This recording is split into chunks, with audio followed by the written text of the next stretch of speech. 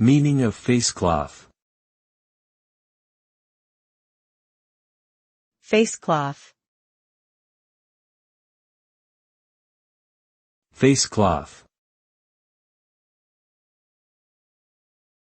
Facecloth. Facecloth.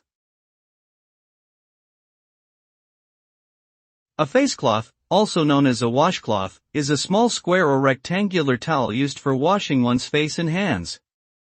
It is typically made from either cotton or terry cloth and can come in a variety of colors and designs.